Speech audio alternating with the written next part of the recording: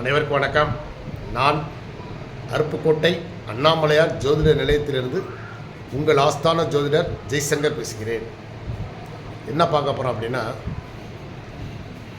நல்ல காலம் பறக்குது. யாருக்கு அப்படின்னா, விஜய் அவர்களுக்கும் அண்ணாமலை அவர்களுக்கும். என்ன சொல்கிறீங்க அப்படின்னா, அழியப்போகுது அதிமுக.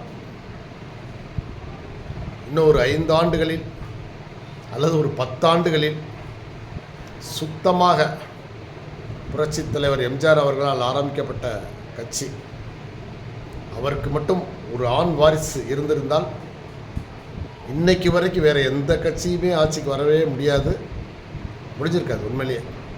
சரிங்களா? அவர் தெய்வப்பிறவி ஆனதுனால குழந்தைகள் பிறக்க வாய்ப்பில்லாமல் போயிடுச்சு. அவருக்கு பின் வந்த ஜெயலலிதா அம்மையார் அந்த கட்சியை மிக கட்டுக்கோப்பாக இராணுவ கட்டுப்பாடோடு கொண்டு வந்தாங்க. பட் ஆனால் அவங்களும் அதே ஸ்தானத்தை அடைஞ்சிட்டாங்க. ஸோ அதனால் வாரிசுகள் இல்லாத ஒரு கட்சின்றதில் ஆளுக்கு கைப்பற்ற முயற்சி பண்ணாங்க. ஜெயலலிதாவின் உடன்பிறவா தோழி சசிகலா அம்மையார் கிட்டத்தட்ட அவங்க ஜெயலலிதா அம்மாவை வச்சு அவங்க தான் ஒரு நிழல் முதலமைச்சர் மாதிரி இருந்து இந்த கட்சிக்கு ஜெயலலிதா அம்மையாரை வழி நடத்தினாங்க. ஒரு 10-15 ஆண்டுகள் அவங்க அதிமுக என்ற கட்சியை வைத்து பல தலைமுறைகளுக்கு அவங்க சம்பாரித்தாங்க. அவங்க ஃபேமிலி எல்லாம். சரிங்களா? எல்லாமே ஊழல் பணம் தான். அதுக்காக உழைச்சி ஒன்றும் சம்பாதிக்கல, ஊழல் பணம். சரிங்களா? பலாயிரம் கோடிகளை சம்பாரிச்சிட்டாங்க. சரி, அடுத்து வந்தார் அண்ணன் எடப்பாடி அவர்கள். அவர் பார்த்தீங்க அப்படின்னா, அவர் இவங்களுக்கெல்லாம் மேலே ஒருபடி போயிட்டார். அதாவது அவரை செலக்ட் பண்ணது சசிகலா அம்மையார். காலில் விழுந்து தவண்டு போய் அவங்க காலில் விழுந்து பதவியை வாங்கினார். நான் உங்களுக்கு ரொம்ப விசுவாசமாக இருப்பேன், என்னுடைய ரத்தம் எல்லாமே இந்த கட்சிக்காக நான் ரொம்ப பாடுபட்டு உழைப்பேன், உங்கள் குடும்பத்துக்கு விசுவாசமாக இருப்பேன்னு சொல்லி தான் பதவி ஏற்றார். ஆனால் பதவியில் அமர்ந்த பின்பு, ஏன்னா அந்த பதவி, அந்த நாற்காலி, முதல்வர் நாற்காலி என்பது மிக சக்தி வாய்ந்த ஒரு சேர் இல்லையா? அதிகார பலம் மிக்கது. யாருமே ஒன்றும் செய்ய முடியாது. அப்போ அந்த சேரில் உட்கார்ந்ததுக்கப்புறம் அவர் யாரையுமே மதிக்கலை. தனக்கு பதவி வழங்கியவர்களையும் தூக்கி போட்டு மீச்சார். அவ்வளோதான். கட்சியை விட்டு விலக்கிட்டார். சரிங்களா? கட்சியை முழுமையாக தன் கட்டுப்பாட்டுக்குள் கொண்டு வந்தார். ஏன்னா ஜெயலலிதா அம்மையார் 2வது முறையாக ஆட்சி பொறுப்பேற்று உழைப்பு பூரா அவங்களுடைய உழைப்பு, அவங்களுடைய பிரச்சாரம், அதன் காரணமாக தான் ஏடிஎம்கே ஜெயிச்சிச்சு. ஆனால் துரதிருஷ்டவசமாக 6 மாதத்தில் அவங்க இறக்கக்கூடிய சூழ்நிலை வரவும், அந்த இடத்துல சசிகலா அம்மையார் இவர் நமக்கு விசுவாசமாக இருப்பார், ஏன்னா அடிமைகளில் முதல் அடிமை இவர் தான், அதனால் இவரை தேர்ந்தெடுப்போம்ட்டு இவரை தேர்ந்தெடுத்தாங்க. தவறான முடிவு. சரிங்களா? ஆனால் ஜெயலலிதா ஓபிஎஸ் பன்னீர்செல்வத்தை தேர்ந்தெடுத்தாங்க. அது சரியான முடிவு. இதுதான் அந்த படித்தவனுக்கும் படிக்காத கும்பிட்டைக்கு இருக்கிற ஒரு பெரிய வித்தியாசம். சரிங்களா?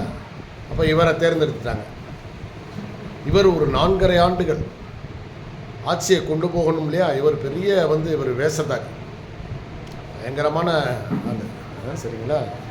அப்போ இவர் கட்சியை தன் கட்டுப்பாட்டில் கொண்டாண்டார். ஆனால் ஒரு விதத்தில் அதை காப்பாற்றினார். அதாவது இரட்டை இலை சின்னம் முடங்காமல் காப்பாற்றிட்டார். சரிங்களா? அது ஒன்று.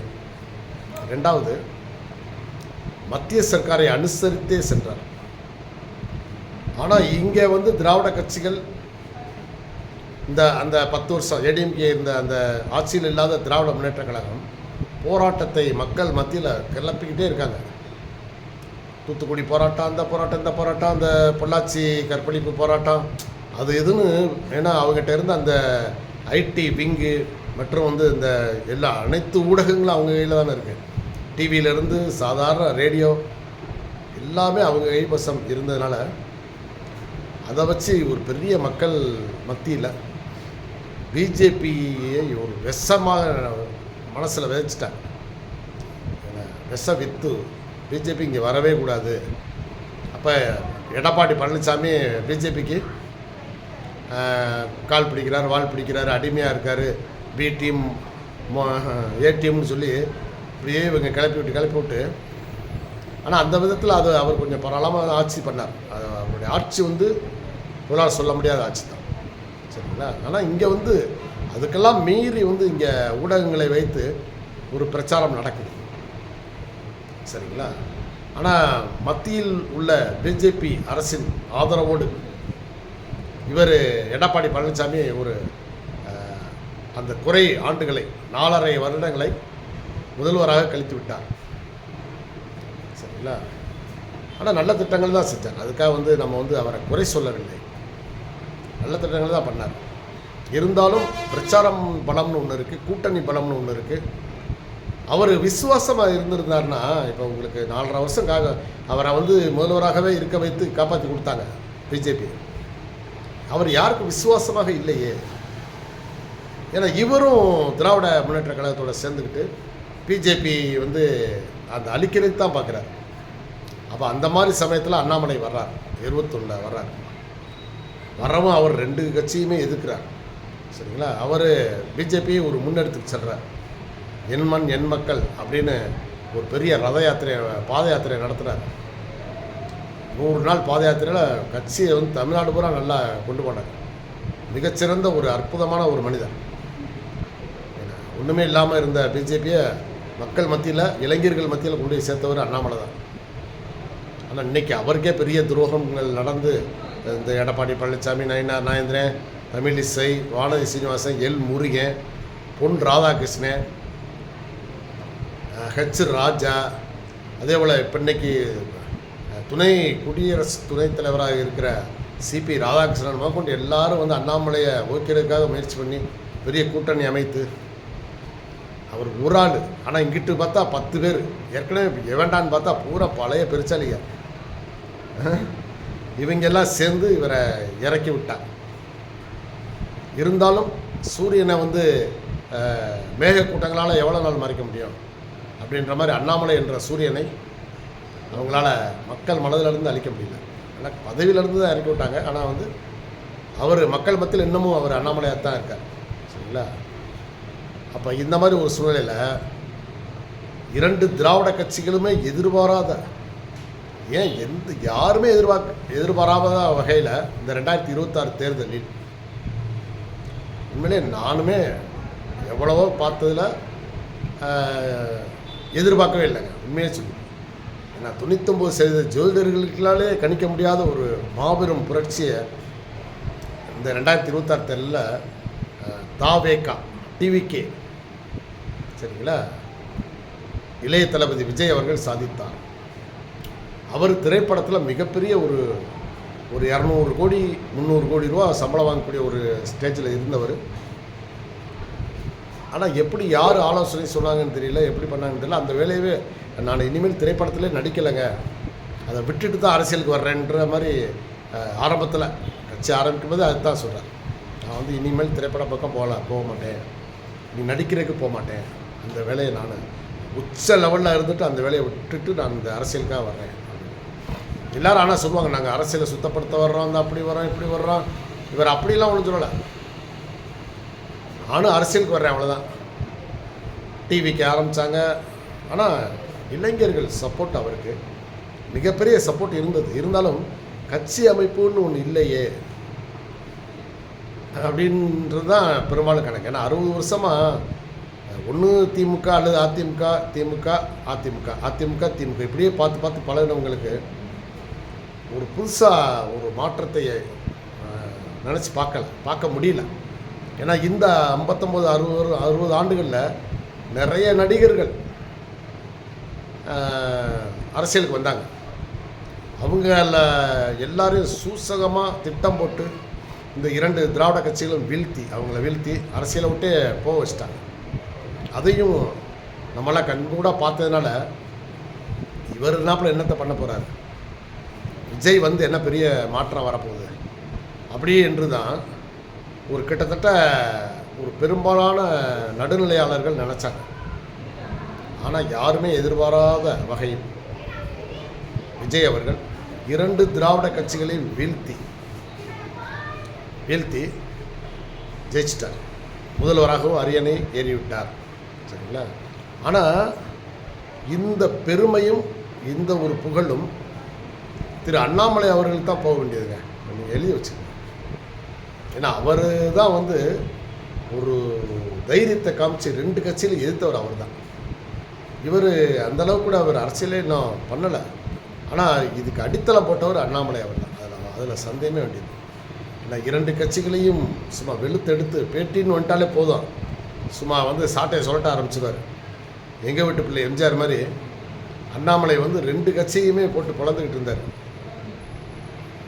இது இவங்களுக்கு பிடிக்குமா? பிடிக்காதுல்ல. இவங்க இதுக்கு பிளான் பண்ணி அவரை எப்படா அரசியல் விட்டு ஒதுக்குறது. ஏன்னா பிஜேபி ரூல்ஸ் படி ஒருத்தவங்க 3 வருஷம் தலைவராக இருப்பாங்க. அதுக்கிடையில் அவங்கள தூக்க மாட்டாங்க. அப்போ பல விதத்தில் வந்து இவங்க பிளான் பண்ணி அதுக்கு எவன்டான்னு பார்த்து ஒரு சரியான எடுபடி கண்டுபிடிச்சி நயினார் நாகேந்திரன் ஒருத்தரை பிடிச்சி அவருக்கு சப்போர்ட்டு பூரா எதுங்க யார்? இந்த பழைய பெருச்சாலிக்கு பூரா யார்? தமிழிசை, வானதி சீனிவாசன், எல் முருகன்லாம் பெரிய கவடதாரி, எல்லாம் வேஷம் போடுறாரு. அதாவது அவனால் எந்த பிரயோஜனமும் இல்லை. தகவல் தொழில்நுட்பத்துறையில் ஆரம்பத்துலேருந்து அமைச்சராக இருக்கார். ஆனால் பிரதமரை ஒரு சாதாரண திமுகவில் மேடையில் பேசுகிறவங்க கூட வாடா போடா அப்படி இப்படின்லாம் பேசுகிறாங்களே. உனக்கு கொஞ்சமாவது தைரியம், அவங்க மேலே ஆக்ஷன் எடுக்கிறதுக்கு தைரியம் இருக்குது. அந்த டிவியை தடை பண்ணுறதுக்கு உன்னால் முடியுதா? நீ அப்புறம் என்னத்துக்கு மந்திரி உட்காந்துருக்க?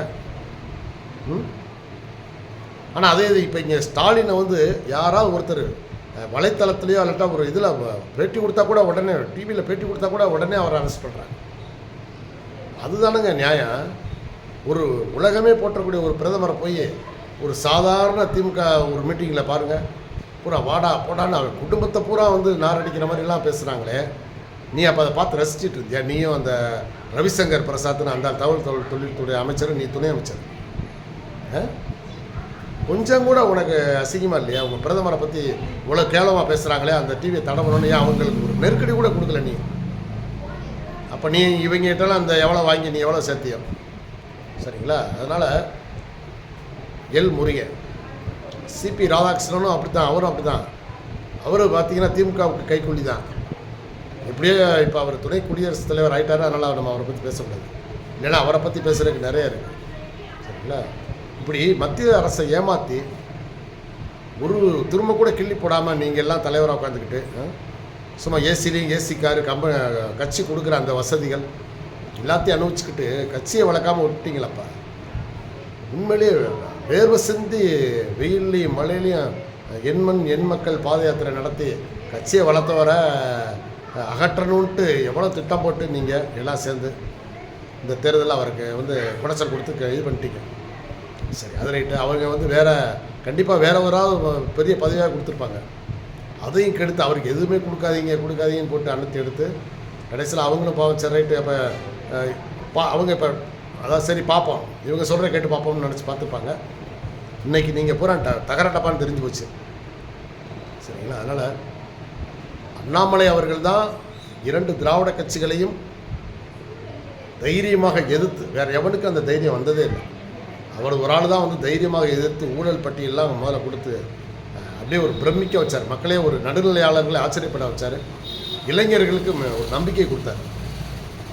ஆனால் இவங்க பண்ண இந்த உல்டா பார்ட்டியை பண்ண கூத்தில் அண்ணாமலை இறக்கி விடவும் அந்த இளைஞர்கள் வந்து அண்ணாமலைக்கு பாசமாக இருந்த இளைஞர்கள் அப்போ அந்த நேரம் பார்த்து கரெக்டாக விஜய் கட்சி ஆரம்பிக்கிறாரு. 2 வருஷத்தில். ஏன்னா இவர் விதைச்சி வச்சிட்டார்ல மக்கள் மனசில். திமுக அதிமுக 2 கட்சி மேலே வெறுப்பை வச்சார். அந்த வெறுப்பு விதையை இவர் பயன்படுத்திக்கிட்டார். இவர் திமுக ஒரு தீய சக்தி, ஏடிஎம்கேக்கு ஒரு பட்ட பேர் வச்சார். அப்போ அந்த மாதிரி அது மக்கள் மனசில் டப்புன்னு பதிஞ்சுக்கிட்டுச்சு. அப்போ அவர் ஆட்சிக்கு வந்துட்டார். இப்போ இவங்க முன்னாடி ஒரு சவால் இருக்குது. என்ன அப்படின்னா, கடந்த 5 ஆண்டுகளில் பூராமே குற்றவாளிகள் மிக சுதந்திரமாக நடக்கக்கூடிய ஒரு மாநிலமாக தமிழ்நாடு இருந்தது. குற்றவாளி போலீஸ் கண்ணு முன்னாடியே தப்பு செய்யலாம் வேடிக்கை பார்க்குற மாதிரியே தான் இருப்பாங்க. நீங்கள் நிறைய வீடியோவில் பார்த்துருப்பீங்க. நீங்கள் நிறைய சம்பவங்களில் வீடியோ நடக்கிறதில் பார்த்தீங்கன்னா குடியாரப்ப ரோட்டில் ஆடிக்கிட்டு இருப்பான், போலீஸ் பார்த்துட்டே இருப்பான். அதே போல் ஒருத்தர் தாலி செயின் அத்துக்கிட்டு கூட ஓடிக்கிட்டு இருப்பான், போலீஸ் பார்த்துட்டு இருப்போம். இவங்க எதை பார்த்துட்டு இருக்காங்கன்னா, எவன்டா வந்து சமூக வலைத்தளத்தில் இப்போ முதல்வரை திட்டுறான், அமைச்சரை திட்டுறான்னு பார்த்துட்டு இருப்பாங்க. சரிங்களா? ஆனால் நீ கொலை பண்ணியா பரவாயில்ல, உனக்கு என்ன அப்படின்ட்டு போய் அரெஸ்ட் பண்ணி போடுவாங்க. அங்கே போனால் கோர்ட்டில் எவனையுமே தண்டிக்கிறதே இல்லை. இது வரைக்கும் நம்ம 60 வருஷமாக பார்த்துட்ருக்கோம். யாராவது ஒரு பெரிய ஒரு குற்றங்கள் பண்ணவனை வந்து தண்டித்தோம்னு ஒரு பேரே இல்லை. அதுவும் பொருளாதார குற்றத்தில் பார்த்தீங்கன்னா பல ஆயிரம் கோடி அடிச்சுட்டு ஓடி இருக்காங்க வெளிநாட்டுக்கெல்லாம். ஒரு ஆக்ஷன் எடுக்கல. அப்புறம் இப்படி இருந்தால் எப்படி நாடு வந்து மக்களுக்கு வந்து என்ன நீதித்துறை மேலே என்ன நம்பிக்கை வரும்? சும்மா கொளுத்த சம்பளம். அப்போ இதை மட்டும் சம்பளத்தை மட்டும் வாங்கிக்கிட்டு இவங்க வந்து குற்றவாளியில் அப்புறம் ரிலீஸ் பண்ணிகிட்டே இருக்கிறது, லஞ்சத்தை வாங்கிக்கிட்டு ரிலீஸ் பண்ணிகிட்டே இருந்தாங்கன்னா அப்புறம் நாடு எப்படி வந்து உருப்பிடும்? குற்றவாளிகளுக்கு பயம்ங்கிறது இல்லைல்ல. இப்போ விஜய் வந்து இப்போ வந்ததுக்கப்புறம் ஒரு அறிவிப்பு விட்டார், இந்த மாதிரி வந்து குற்றவாளிகளே உடனே நாங்கள் அரெஸ்ட் பண்ணுவோம்ட்டு. வேகமாக ரவுடியில் அரெஸ்ட் பண்ணுற மாதிரி பாவலா காமிச்சாங்க போலீஸு. ஆனால் குற்றங்கள் குறையவே இல்லை. கடந்த ஒரு மாதத்துக்குள்ளே எவ்வளோ கொலைகள், எவ்வளோ கற்பழிப்புகள். அப்போ இந்த சவாலை இது வந்து இதை நிவர்த்தி பண்ணணும் அப்படின்னா ரெண்டு பேரால் தான் முடியும். ஒன்று வந்து விஜய், ஓகே, ஏன்னா அவர் ஒரு இளம் தலைவர். இன்னொருத்தர் யார் அப்படின்னு கேட்டால் அதுக்குள்ள தகுதி அண்ணாமலை ஒருவருக்கு தான் இருக்கு. இனி இந்த குற்றங்கள் இப்படி அதிகரிச்சுக்கிட்டே இருந்தால் பிஜேபி இப்பயாவது வந்து அகில இந்திய தலைமை தாங்கள் செய்த தவறுகளை உணர்ந்து அண்ணாமலைக்கு மிக முக்கியத்துவம் கொடுங்க. அவரை வந்து ஒரு முடிஞ்சால் வந்து உள்துறை மினிஸ்டராக்குங்க, அதாவது இணையமைச்சர் கூட கொடுங்க. உள்துறை அமைச்சர், ஏன்னா அவர் உள்துறை அமைச்சர் அமித்ஷா சூப்பர். அவர் வந்து என்னென்னா காஷ்மீர், மேற்கு வங்காளத்தில் நடந்த வன்முறைகள்லாம் சத்தீஸ்கர் நக்சலைட்டுக்கெல்லாம் ஒடிச்சு கட்டிட்டார். ஸோ அது ரைட், ஓகே. ஆனால் வந்து இவருக்கு ஒரு அந்த மாதிரி தமிழ்நாட்டில் நிறைய பேர் இருக்காங்க. இங்கே அவங்கள விடவும் அவங்களாவது ஆயுதம் வச்சுருப்பாங்க, இவங்களுக்கு வந்து நாக்கு ஆயுதம். இப்போ வந்து இவங்க நிறைய நக்சலைட்டுகள் இருக்காங்க. ஏன்னா அப்போ இவங்களை வந்து அழிக்கணும் அப்படின்னா திரு அண்ணாமலை அவர்களுக்கு தமிழக பாரதிய ஜனதா கட்சி தலைவர்ன்ற பதவியை மீண்டும் கொடுத்து அவருக்கு மேலும் மத்திய அரசு பதவி, ஏதாவது ஒரு நல்ல மினிஸ்டர், அதாவது தவறு ஊழல் செய்தவங்களை அப்புறம் தண்டிக்கிற மாதிரி ஒரு துறையை கையில் கொடுத்து பாருங்கள். அழியப்போவது வந்து 2 திராவிட கட்சிகளுமே இன்னும் கொஞ்ச நாளில் மறைஞ்சிடும். டிவிகே, பிஜேபி, இது 2 தான்.